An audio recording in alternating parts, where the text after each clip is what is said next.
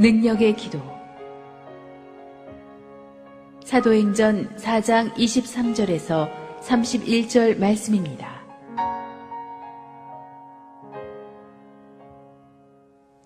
사도들이 노임에 그 동료에게 가서 제사장들과 장로들의 말을 다 알리니 그들이 듣고 한 마음으로 하나님께 소리를 높여 이르되, 대주제여, 천지와 바다와 그 가운데 만물을 지은 이시여, 또 주의 종 우리 조상 다윗의 입을 통하여 성령으로 말씀하시기를, 어찌하여 열방이 분노하며 족속들이 허사를 경영하였는고, 세상의 군왕들이 나서며 관리들이 함께 모여 주와 그의 그리스도를 대적하도다 하신 이로소이다.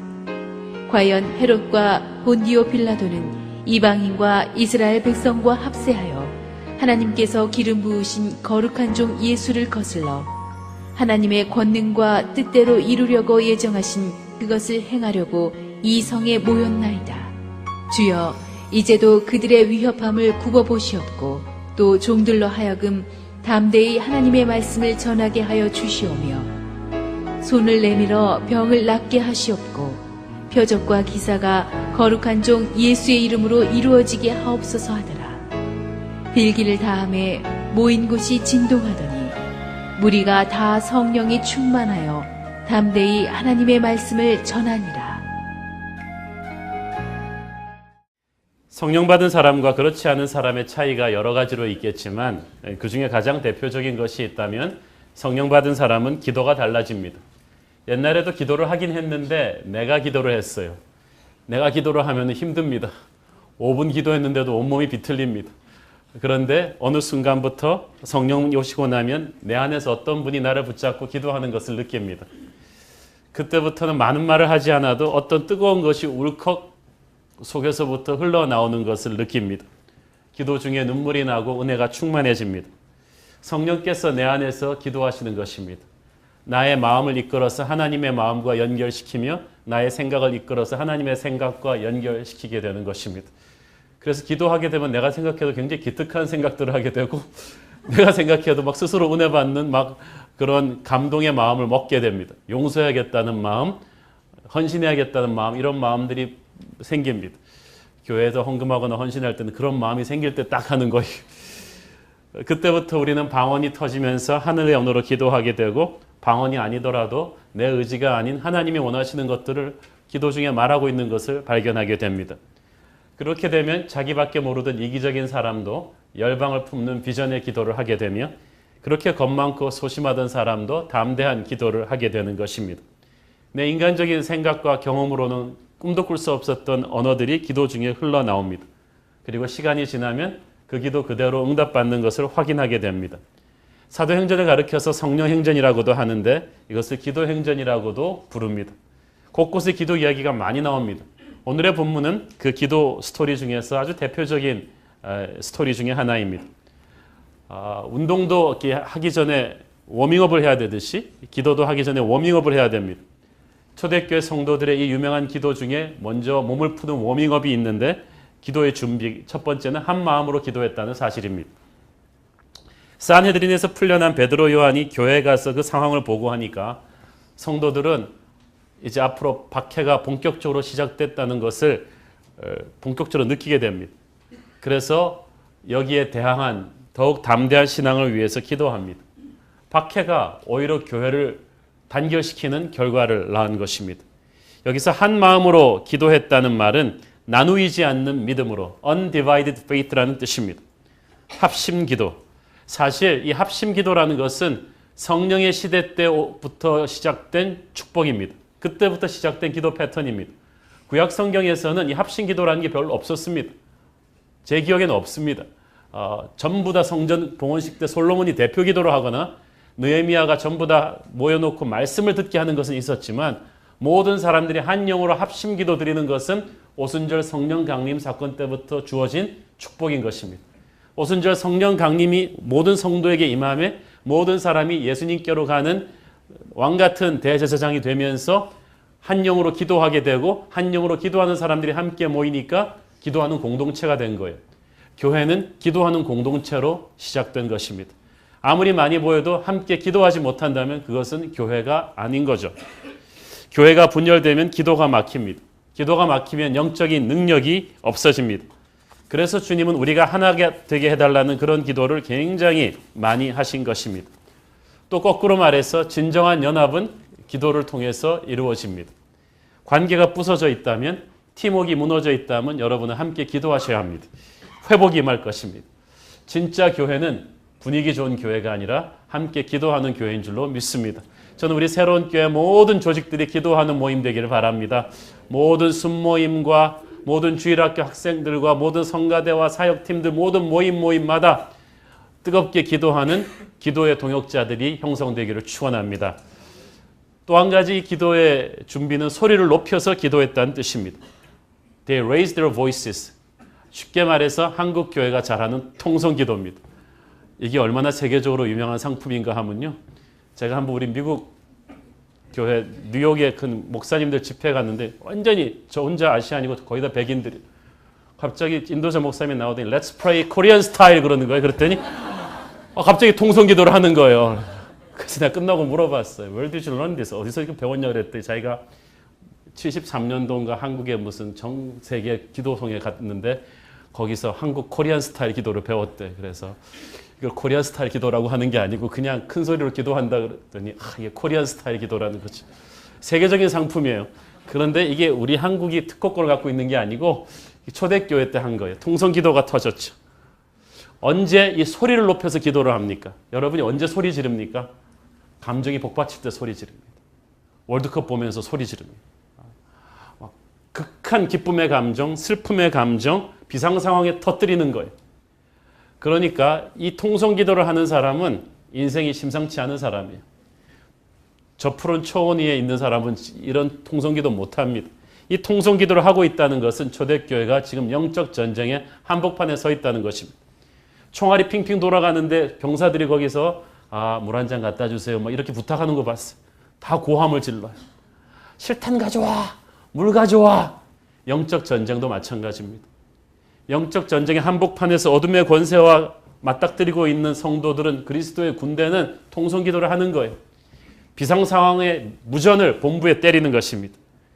사탄의 집중 공세를 받으면서도 결코 물러서지 않는 그리스도의 군대의 긴박한 부르짖음이 바로 통성기도입니다. 저는 우리 새로운 교회의 통성기도의 이 패션을 굉장히 사랑하고 있습니다. 세 번째로 크신 하나님을 인식하면서 기도해야 합니다. 베드로가 이 초대교회 교인들이 처음 기도를 시작할 때 대주제여, Sovereign Lord, 이건 역사의 주권자라는 뜻이죠. 천지를 창조하신, 천지와 바다와 그 가운데 만물을 지으신 이신 창조주를 선포하면서 기도합니다. 갑자기 뜬금없이 왜 이렇게 갑자기 크긴 하나님을 부를까요? 자, 이 기도는 성령이 주도하는 기도라고 그랬죠. 성령께서 우리는 보통 기도를 할 때요. 우리 상황이 제일 커 보입니다. 내 문제가 제일 심각해 보이는데 성령의 기도를 하는 사람은 하나님께서 그의 눈을 살짝 들어서 문제보다 크신 하나님을 선포하게 합니다. 그래서 느헤미야나 이사야나 사도 요한이나 이 초대교회도 보면요. 지금 당장 당면한 문제 때문에 급해서 하나님께 부르짖는데 정작 성령의 인도로 터져나온 그들의 기도는 창조주 하나님을 먼저 선포해요. 이게 관계가 없는 것 같죠? 관계가 있어요. 만약에 하늘과 땅을 창조하시고 움직이신 하나님이 우리의 하나님이시라면, 역사를 주관하는 대주제이신 하나님이 우리의 하나님이시라면 그분이 풀지 못할 문제는 없습니다. 때로는 여러분의 문제에서 한 발짝 뒤로 물러나서 크신 하나님을 인식하고 선포할 필요가 있는 것입니다. 성령께서 하나님을 크게 보게 해주시기를 바랍니다. 그렇게 될 때 능력의 기도가 터져 나오죠.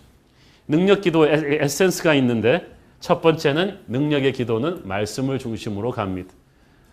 사랑은 비를 타고라는 뮤지컬이 있는데 기도는 말씀을 타고 하나님께서 주시는 이 기도는요. 반드시 말씀이라는 베이스를 중심으로 흐르게 돼 있어요. 시편 2편을 어떻게 생각을 해내고 그 말씀을 딱 기억을 해냈을까요? 성령께서 기억나게 하신 것입니다. 말씀과 기도는 항상 같이 가거든요. 말씀을 통해서 기도를 통해서 우리 하나님에게 우리의 마음과 생각을 알려드리고 하나님께서는 말씀을 통해서 응답하십니다. 왜 우리 교회가 초창기부터 여러분을 그렇게 바이블 마스터하라, 바이블 아카데미 하라 그러면서 계속 말씀 묵상을 여러분에게 강조했을까요? 말씀이 안에 축적되어 있지 않으면 하나님이 응답하시기 되게 힘듭니다. 그 사람한테도. 하나님께서는 말씀을 통해서 우리에게 말씀하시거든요. 그렇기 때문에 파워 있는 기도는 이 말씀을 축적한 채로 성령의 가이드에 자기를 맡기는 거예요. 그러면 성령께서 어느 게 말씀이 딱 수면으로 떠오르게 하세요. 나한테 딱 맞는 말씀이에요. 기도는 하나님한테 어떻게 해달라고 지시하는 게 아닙니다. 그랬다면 핍박을 치워달라고 했겠죠. 그러나 그들은 핍박을 치워달라고 하지 않고 이 상황을 하나님에게 선포했습니다. 그랬더니 하나님이 전혀 새로운 길을 보여주셨습니다. 어찌하여 열방이 분노하며 족속들이 허사를 경영하였는고. 시편 2편의 말씀인데 여기서 열방이나 세상의 군왕들은 예수님의 십자가 처형을 집행했던 로마 정부입니다. 관원들은 예수님을 죽이려고 공모했던 종교 지도자들이며 족속들은 그들에게 선동돼서 예수님을 못 박으라고 외친 군중들입니다. 이들이 모두 한 덩어리가 되어서 예수님을 대적하려고 나섰는데 중요한 것은 하나님이 이 사실에 전혀 놀라지 않았다는 사실입니다. 사실 헤롯과 빌라도가 합세하는 건 있을 수 없는 연합이거든요. 이거는 마치 2차 대전 때 히틀러와 스탈린이 연합하는 것처럼 있을 수 없는 연합을 한 거예요. 사두개인과 바리새인들이 하나가 된다. 이것은 있을 수 없는 연합이거든요.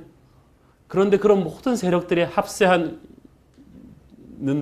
하나님이 여기에 대해서 놀라지 않으셨다는 뜻입니다.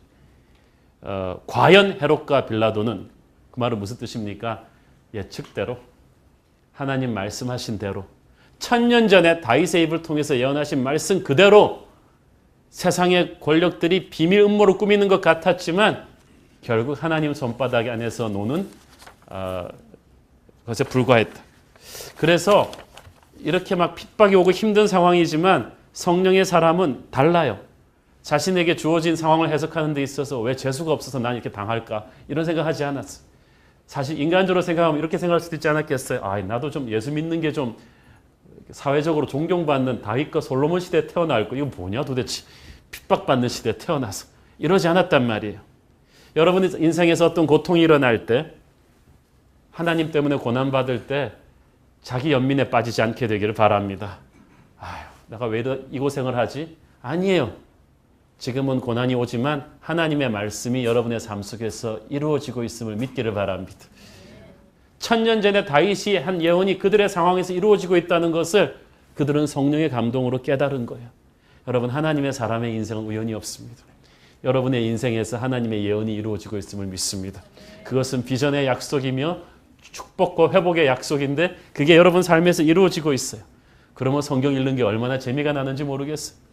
말씀이 그대로 내 삶의 현실이 돼버리는 거예요. 그런 경험 없으세요? 새벽 기도 때 큐티를 했는데 그날 사는데 그냥 그 일이 이루어지는 거예요. 하나님의 사람의 인생은 우연이 없습니다. 말씀이 이루어지는 현재 진행형입니다. 그래서 지금 좀 고통스럽더라도 엔딩이 좋기 때문에 여러분 지금 두려워하지 마십시오. 초대교회들도 그걸 알고 있었어요. 지금은 핍박받지만 이걸 통해서 전 로마가 언젠가는 복음화될 것이라는 것을 믿고 있었습니다. 여러분도 그래야 합니다. 하나님의 뜻대로 이루려고 예정하신 그것을 행하려고 28절 보세요. 하나님의 뜻대로 이루려고 예정하신 그것이 뭐겠어요? 저와 여러분을 구원하는 거예요. 그 위대한 뜻을 위해서 이 사람들의 이 악한 음모를 주님이 그냥 허락하신 것입니다. 자, 여러분 힘이 없어서 당한 거하고 힘이 있지만 사랑하기 때문에 힘을 휘두르지 않고 당한 거랑 다릅니다. 많은 사람들이 십자가의 주님을 동정합니다. 그러나 십자가의 주님은 우리가 경배해야 될 뿐이지 동정해야 될 뿐은 아닙니다. 그는 힘이 없어서 로마의 창칼에 무기력하게 당한 사형수가 아닙니다. 단 한마디면 로마를 전멸시킬 수 있었던 전능자였지만 사랑하는 우리를 구원하기 위해서 자신의 힘을 휘두르지 않은 위대한 사랑의 하나님이신 것입니다. 진짜 리더십입니다. 요한복음 10장 17절 18절 시작. 내가 내 목숨 버리는 것은 그것을 내가 다시 얻기 위함이니 이로 말미암아 아버지께서 나를 사랑하시느니라. 이를 내게서 빼앗는 자가 있는 것이 아니라 내가 스스로 버리노라. 나는 버릴 권세도 있고 다시 얻을 권세도 있으니 이 계명은 내 아버지에서 받았노라 하시니라. 여러분, 십자가 사건을 상상해 가십니까?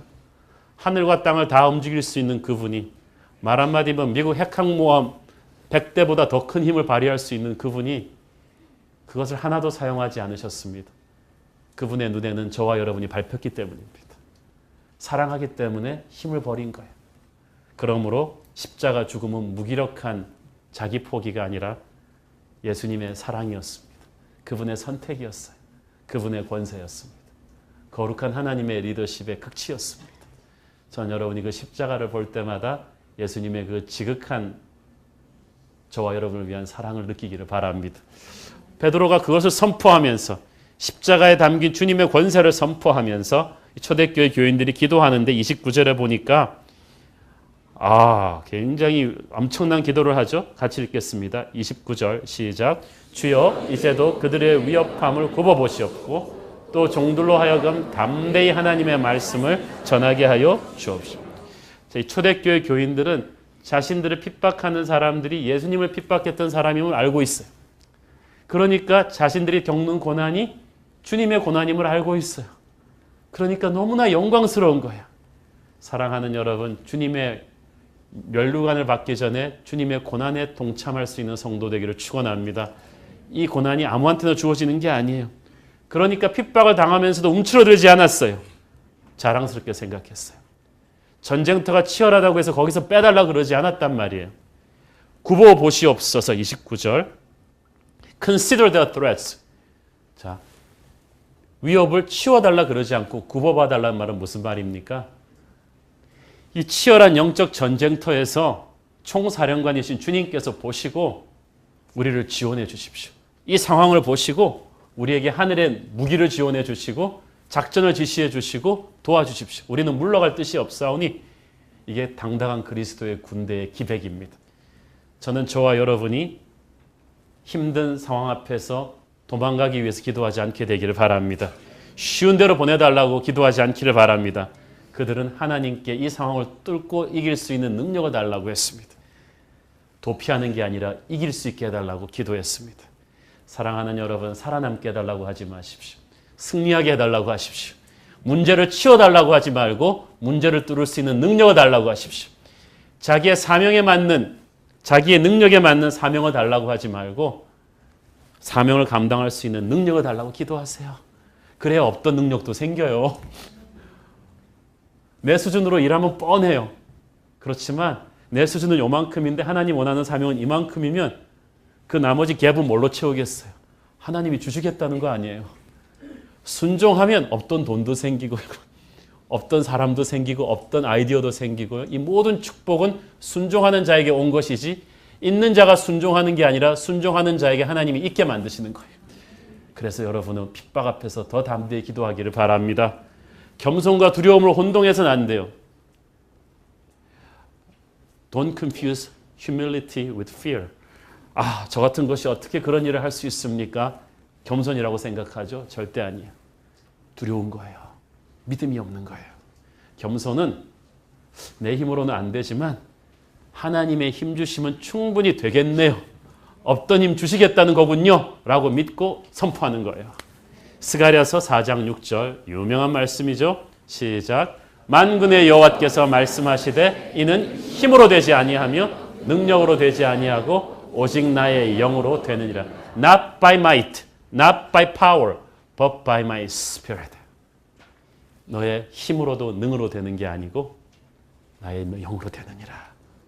그래서 진짜 겸손한 사람은요, 아무리 힘든 일을 부탁해도 기도하고 난 다음에는 yes sir 그러면서 순종하는 거예요. 여러분이 그런 분 되기를 축원합니다. 이분들이 아멘 소리가 적은 이분들이 담대히 말씀 전할 수 있도록 기도했습니다.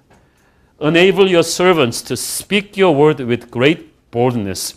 우리가 담대히 하나님의 말씀을 전하게 하여 주시오며 핍박을 견디는 정도가 아니라 핍박을 뚫고 나갈 수 있는 유일한 공격 무기 성령의 검, 말씀의 검을 휘두를 수 있도록 더 날카롭게 해달라고 기도했습니다. 자, 여러분, 자신의 말이 아니라 하나님의 말을 전해야 되고요. 그것도 담대하게 전해야 합니다. 아무리 수비를 잘하는 팀도 공격이 없으면 지고 말거든요. 하나님의 교회에 있어서 말씀의 검이 너무너무 중요합니다. 목회자에서부터 평신도 리더십 한 분 한 분이 말씀의 검을 시퍼렇게 갈아놓고 있어야 됩니다. 하나님이 여러분 구원받을 때다 성령의 검, 말씀의 검을 주셨거든요. 그런데 문제는 이것을 여러분이 안 갈아놓는다는 데 있어요. 많은 분들의 문제는 이렇게 영적 전쟁에서 사탄이 몰려오면 말씀의 검을 푹 찔렀는데 안 주고 장난하니? 갈아놓은 적이 없어. 무딘 검이야. 주일날 교회 갔다 오면 그냥 성경책 탁 쳐박혀놓고 말씀을 읽은 적이 없고 성경 공부는 안 하고 묵상은 진짜 안 하고 무슨 말씀의 검이 시퍼렇게 살아있겠어요. 여러분의 사업이 공경에 처하고 사탄이 여러분의 아이를 공격하고 마음을 공격할 때 휘두르려고 해도 그 검에 날이 서 있어야죠. 그런데 여러분이 주일 예배를 설교를 열심히 들으시고 말씀을 아멘으로 받으며 또 그것을 순예배 가서 뜨겁게 나누시고 바이블 마스터에서 말씀을 묵상하고 공부하시고 말씀의 검을 시퍼렇게 갈아놓으면요. 그 검기 하나만으로도 어둠의 권세가 물러갑니다. 말씀이 제대로 선포돼야 영적 전쟁의 숨통이 트입니다. 말씀이 살아있는 사람은요. 조금 유혹받고 영적인 침체에 빠져도 빨리 돌아와요. 말씀이 반대로 제대로 선포되지 않으면 절대 여러분 인생에 달라붙는 사탄의 유혹과 공격이 사라지지 않습니다. 자동차는 엔진이 좋아야 돼요. 다른 건데 액세서리예요. 교회는 말씀이 살아있어야 돼요. 역사와 건물과 조직이 아무리 있어도 말씀이 죽으면 그 교회는 흔들리는 것입니다. 그래서 바울은 말씀 전하는 자들을 위해서 특별한 중보기도를 부탁합니다. 에베소서 6장 19절 20절 시작. 또 나를 위하여 구할 것은 내게 나로 입을 열어 복음의 비밀을 담대히 알리게 하옵소서 할 것이니 이 일을 위하여 내가 쇠사슬에 매인 사신이 된 것은 나로 이 일에 당연히 할 말을 담대히 하게 하려 하십니다. 바울이 2번씩이나 담대히 복음 전하게 해달라고 부탁하고 있죠. 바울이 용기 없는 사람이 아닌데 이 말을 2번이나 부탁한 것은 무엇입니까? 저는 설교자로서 이게 무슨 뜻인지 알아요. 항상 담대하게 똑같은 파이어 파워로 말씀 전하기 정말 힘들어요. 정말 힘들어요. 여러분 제가 쉽게 사는 것 같습니까? 정말 힘들어요. 왜냐하면 사탄이 말씀의 파워를 너무너무 잘 알고 있기 때문에 사탄의 가장 정형화된 부대가 가장 집요하게 가장 지속적으로 공격하는 게 말씀 전하는 자입니다. 18세기 말에 영국에 엄청난 부흥을 일으켰던 순회 설교자 요한 웨슬레는 가는 곳마다 불량배들의 테러 위협을 받았고 반대자들이 고용한 사람들의 야유를 받았습니다. 게다가 몸이 약해서 설교하러 올라가기 직전까지 온몸에 식은땀이 흐리고 경련이 일어나는 육체 아픔이 있었습니다. 그런데 그 모든 어려움에도 불구하고 일단 설교하기 시작하면 엄청나게 많은 사람들이 회개하고 주님께 돌아오는 역사가 일어났습니다. 웨슬리를 위해서 기도하는 수많은 중보기도자들 때문이었습니다. 19세기 그 후에 영국의 설교자의 황태자로 불렸던 찰스 스펄전 목사의 설교 뒤에는 150명씩 교회 중보기도실에서 그의 설교 시간 때마다 기도하는 중보기도팀의 기도가 있었습니다. 부족한 저와 목회자들을 위해서 많은 성도님들이 헌신적으로 기도해 주시는데 저는 너무나 고마운 마음을 느끼고 특별히 주일 예배 1, 2, 3부 때마다 이렇게 집중 배치돼서 기도하시는 우리 중보기도팀을 정말 저는 치하하고 싶습니다. 제일 눈에 드러나지 않는 사역인데 이분들이 헤매면 여러분이 당장 제 설교에서 그 차이점을 보실 거예요. 그래서 제 설교가 은혜가 안 된다. 제 책임 반, 이분들 책임 반이 되는 것입니다. 이분들의 뜨거운 기도가 있기 때문에 다들 우리 교회 예배가 그렇게 은혜가 된다고 하십니다. 앞으로도 더 뜨거운 기도 지원을 부탁을 드리는데 하나님의 말씀이 얼마나 중요합니까? 이 말씀이 있는 그대로 선포되면 성령의 기름 부으심과 감동이 살아나면서 시공을 초월하는 하나님의 임재가 모든 사람들의 마음에 강렬하게 역사합니다. 죽었던 영혼이 살아나고 가슴에 긁혔던 영혼의 상처들이 치유가 되고 절망에 사로잡혔던 사람들이 소망을 회복합니다. 설교가 듣는 도중에 악한 귀신이 떠납니다. 소리를 지르면서 떠납니다. 영적 체증이 확 뚫리는 것을 느끼게 되죠. 말씀의 은혜가 있으면요, 그 교회에 크고 작은 문제가 아무리 많아도 교회는 자기를 치유할 수 있는 자가 재생 능력이 생깁니다. 살아있는 설교는 머리를 자극하는 게 아니라 영혼을 뒤흔들어 놓거든요.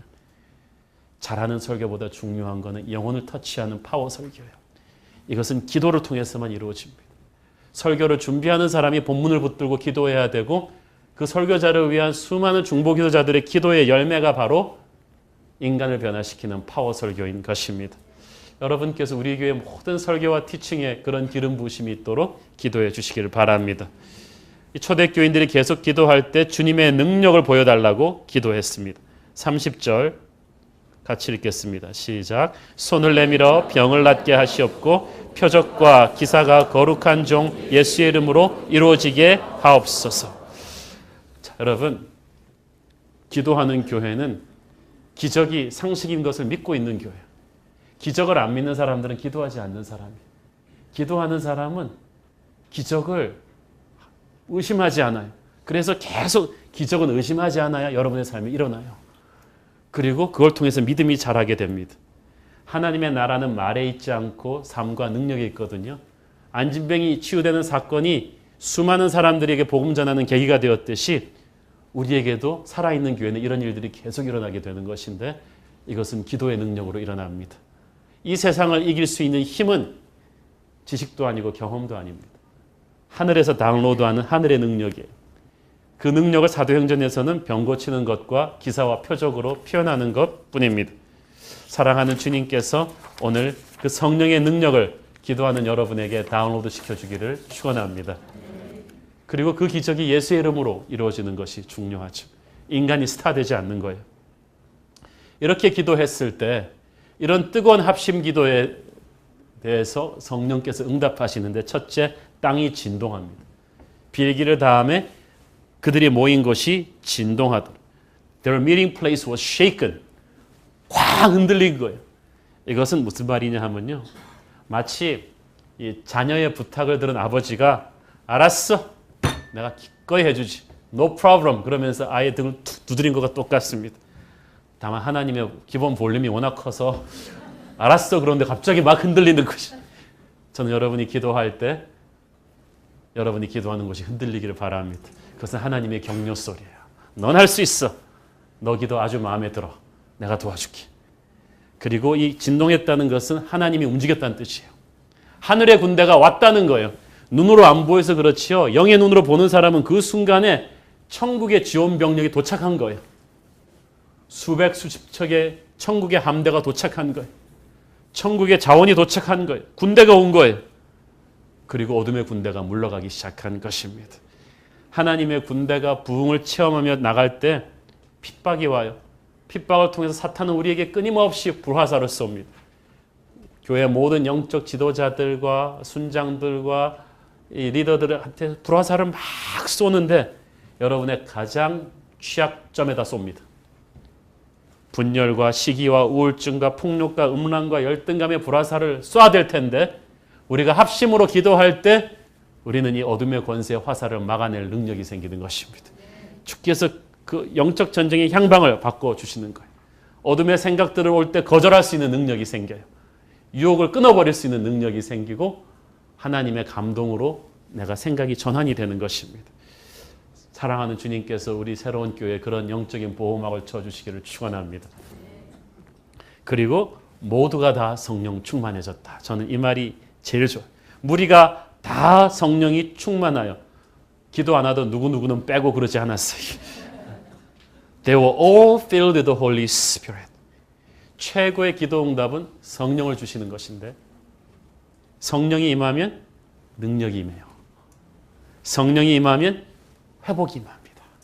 성령이 임하면 내 안에 더러운 것들이 씻겨져 나갑니다. 성령이 임하면 기도가 달라져요. 파워가 생겨요. 저는 성령이 임함으로써는 이 모든 축복들이 오늘 여러분에게 임하기를 바랍니다. 한 사람도 여기서 빠지는 사람 없이 무리가 다 성령 충만 받아야 돼요. 축복은 기도하는 사람이 가져갑니다. 여러분, 부활하신 주님을 목격하고 그 주님의 지상명령을 들은 목격자들은 500명이 넘었는데 정작 오순절 다락방에서 성령 받고 초대교회 주역이 된 사람은 120명 뿐이었어요. 사랑하는 여러분, 화려한 꿈을 꾸는 사람은 많아요. 그렇지만 그것을 이뤄내는 사람은 기도하는 사람들일 뿐입니다. 저는 여러분이 꿈을 꾸는 사람이 아니라 꿈을 이루는 축복의 주역 되기를 축원합니다. 그러니까 기도할 때 빠지지 마세요. 우리 모두 다 성령 충만하게 하여 주시옵소서. 한 사람도 남김없이 오늘 성령의 터치를 경험하고 가게 하여 주시옵소서.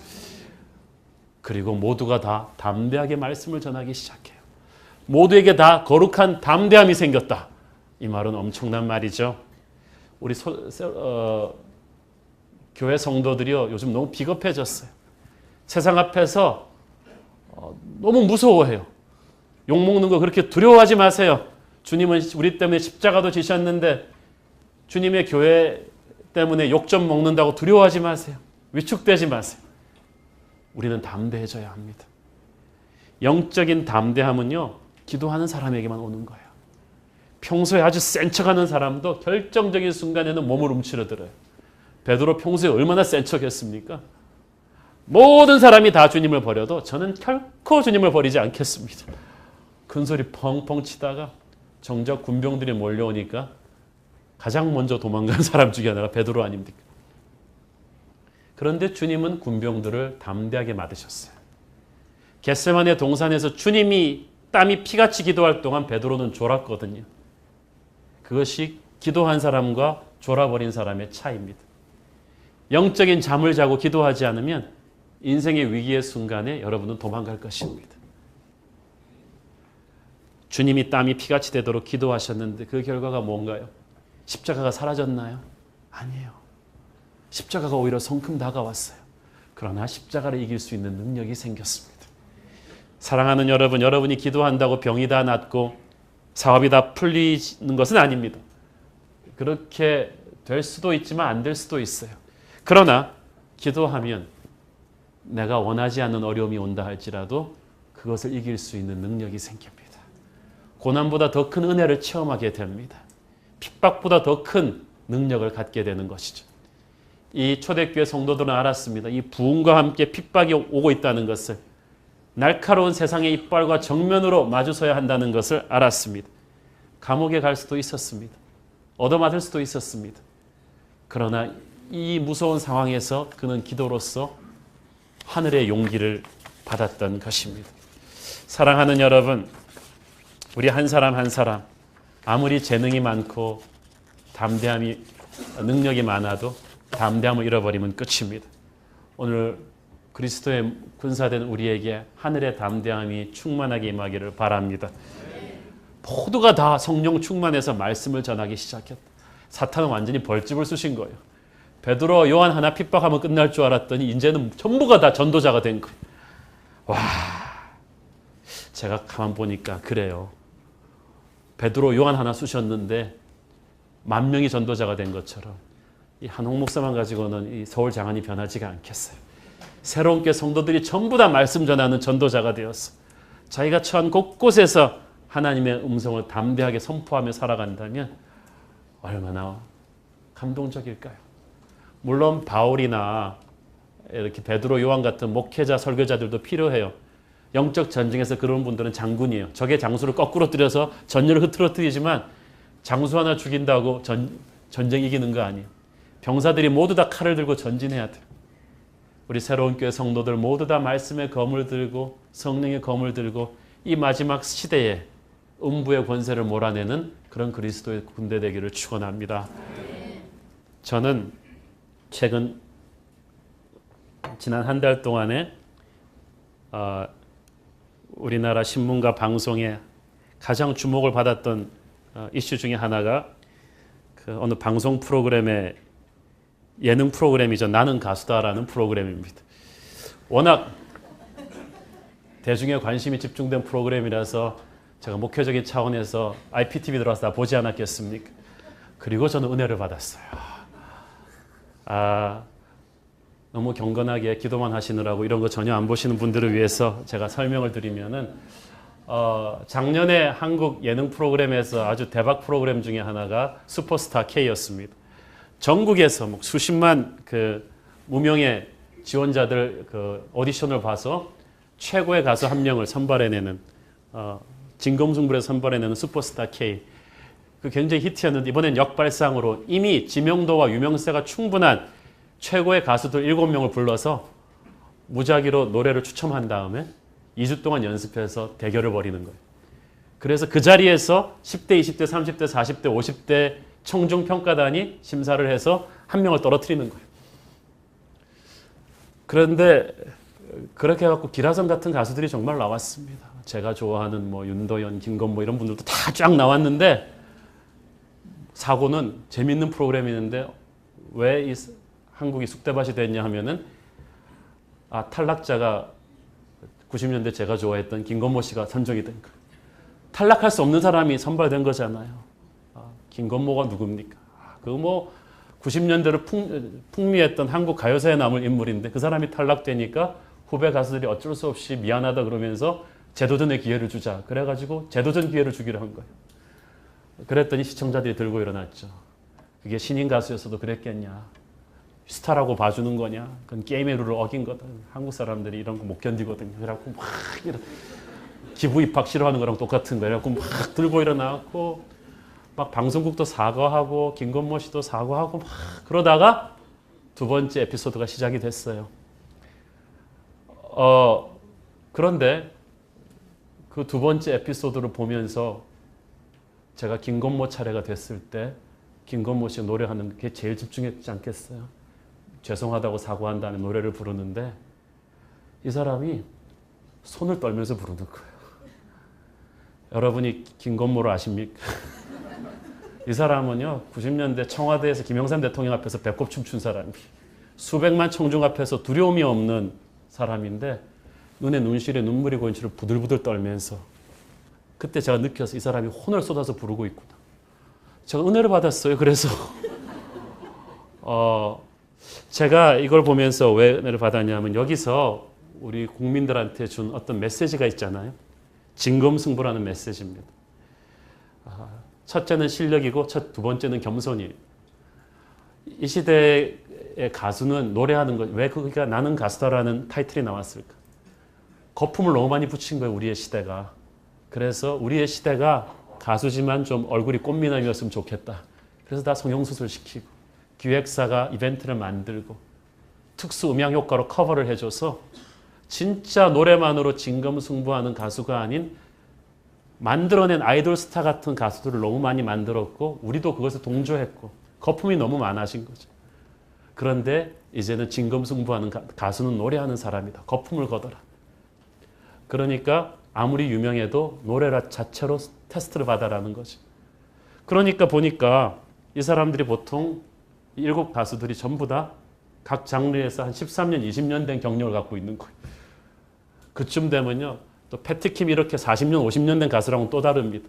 신인은 아닌데 가장 유명하고 또 가장 자신감이 붙으면서 가장 건방이 붙기 쉬운 그때였어. 그래서 처음 김건모 씨가 제가 좋아하는 김건모 씨가 탈락하게 된 이유 중에 하나도 이분이 마지막 끝에 조금 이벤트를 한다고 웃겼어요, 사람들을. 그랬더니 제가 볼 때는 본인도 인정했지만 사람들이 조금 교만하다고 마이너스 점수를 준 것 같아요. 왜냐하면 다른 가수들은 정말 필살의 힘을 다해서 불렀는데 그분은 좀 웃겨버렸거든요, 장난처럼. 본인도 그걸 인정하고 두 번째 나와서 부르는데 진짜 천하의 김건모가 부들부들 떨면서 부르는데 노래가 찬송가가 아닌데 은혜가 되더라니까요. 그래서 제가 왜 그 생각을 했냐면 그러니까 가수 한 사람 한 사람이 혼신의 힘을 쏟아내니까 청중들도 감동을 받은 거예요. 저는 거기서 그 생각을 해봤어요.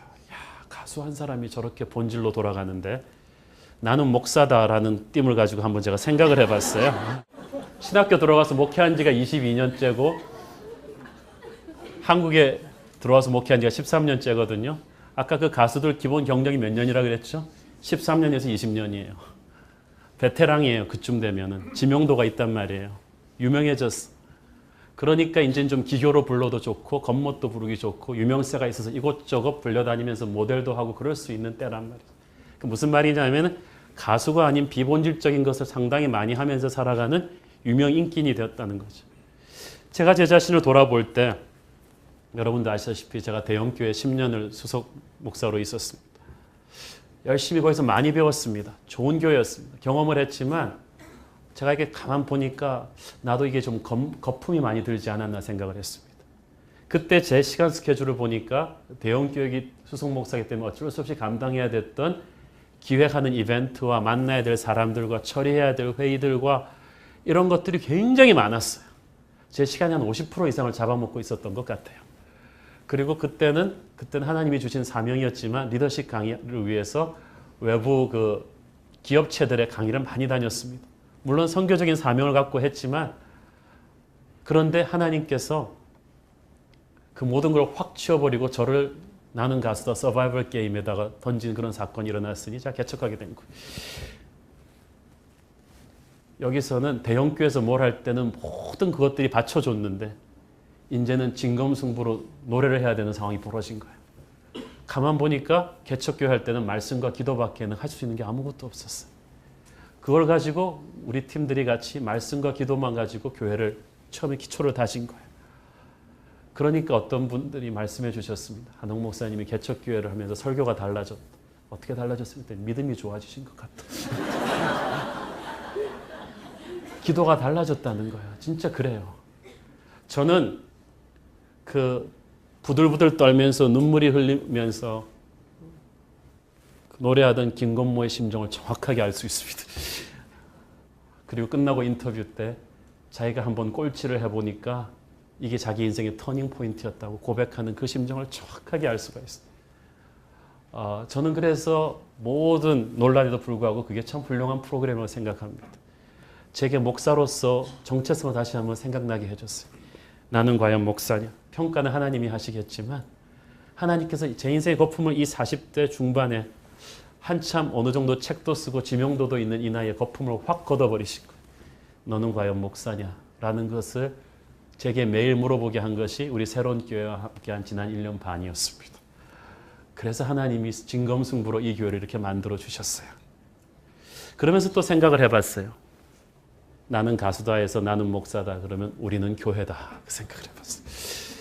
하나님께서 우리를 교회라고 하시는데 초대교회가 막 부흥할 때 핍박이 왔어요. 우리 교회도 막 부흥하면 영적인 전쟁이 일어나요. 누구도 피해갈 수 없습니다. 우리도 성장통 겪고 있습니다. 부흥의 고비고비마다 그런 영적인 전쟁이 곳곳에서 일어나고 있었어요.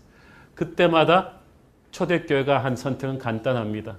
기본으로 다시 돌아온 거예요. 항상 기도와 말씀으로 다시 돌아와서 시작했습니다. 우리 새로운 교회가 이제 사역도 커지고 조직도 많아지겠지만 어지러워지면 우리가 할 선택은 간단합니다. 우리는 교회다. 주님께서도 장사치들을 걷어치우면서 내 집은 기도하는 집이라고 하셨습니다. 말씀과 기도라는 두 엔진이 우리 교회 메인으로 자리 잡지 않는다면 우리는 나는 가수다의 교훈처럼 거품을 가진 거예요. 저는 이 교회가 유명해지는 교회가 아니라 영적 실력이 있는 교회 되기를 원합니다. 천군 천사들 앞에서 진검승부로 검사를 받을 때 우리의 살아있는 영성이 주님 앞에 부끄럽지 않았으면 좋겠습니다. 저는 내가 목회를 22년 했다고 자랑하지 않겠습니다. 여러분도 내가 안수집 모태신자였다, 다른 교회에서 집사였다, 장로였다를 자랑하지 않기를 바랍니다. 처음 부들부들 떨며 노래하는 그 슈퍼스타 가수의 그 겸손으로 우리는 돌아와야 합니다. 처음 한홍 목사가 설교한 아직도 생각이 납니다. 밤을 새워 그 첫 설교를 준비하던 그때 그 떨림으로 강단에 날마다 서지 않으면 우리는 타락한 이 시대의 연예인들, 일부 연예인들처럼 그렇게 될 수도 있습니다. 그러나 진정한 생명성, 정체성은 기본으로 돌아오는 것입니다. 한홍 목사가 매일 주님 앞에 나는 목사입니다를 꺼리낌 없이 말할 수 있도록, 여러분이 날마다 주님 앞에 우리는 교회입니다를 꺼리낌 없이 고백할 수 있도록 거품이 사라진 영적인 진검승부를 할 수 있는 그런 교회 되게 하여 주시옵소서. 기도하겠습니다. 주님, 우리 교회가 사도행전적인 교회, 초대교회 같은 교회 되기를 원합니다. 말씀과 기도가 핵심에 있는 교회 되기를 원합니다. 유명한 교회 되기보단 실력 있는 교회 되기를 원합니다. 성령의 기도할 수 있게 되기를 원합니다. 성령께서 우리 안에 역사하여 주시고 말씀을 붙잡고 기도하게 하시고 마지막 날에 세상의 핍박을 이기고 복음 전하는 담대함을 갖게 하여 주시옵소서. 이 마지막 시대에 그래서 주님이 자랑스럽게 사탄 앞에 내세울 수 있고 열방 앞에 내세울 수 있는 그런 교회 되게 하여 주시옵소서. 예수님의 이름으로 기도합니다.